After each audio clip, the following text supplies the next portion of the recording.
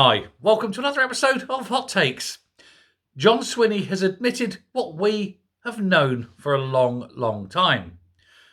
Socialist parties like the SNP and Labour can only exist when there's poverty and misery, which is why, of course, they work so very hard to create poverty and misery. When people are not poor, they have no need of socialism. People think when they're poor that if they vote socialist, things will get better, that the socialists care for them, and the socialists will make them better off. And this is clearly rubbish. Socialists, first of all, don't care. It's all a lie. And secondly, if people were better off, people wouldn't be voting for socialism, because happy, content people with money in their pockets want to keep it. They don't want to be handing it over to the greater good, as the socialists always put it.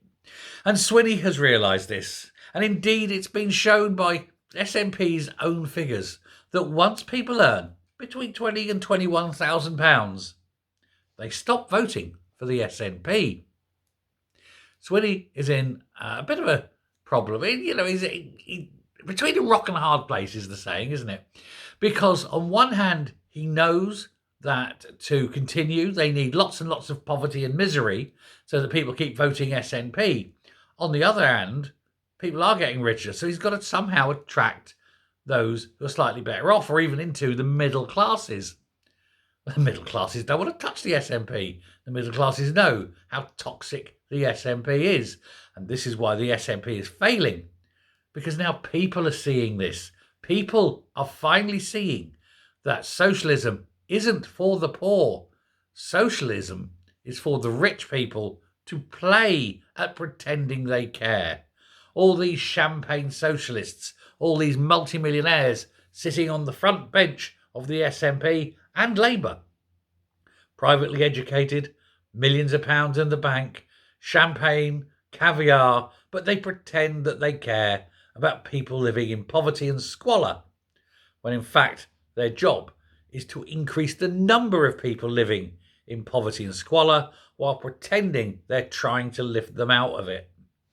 You cannot borrow your way out of debt, and you cannot destroy an economy to make people better off.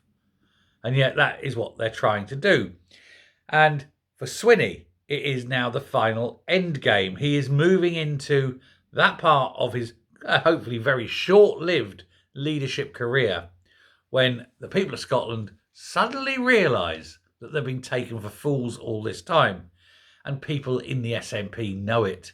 This is why, of course, as I said earlier, Flynn and Forbes are both manoeuvring around each other, aiming to be the next leader already. Swinney's time is coming to an end. But I think the SNP's time also, likewise, is coming to an end. And once the people in the rest of Britain realise what the Labour Party are up to, they too will be finished.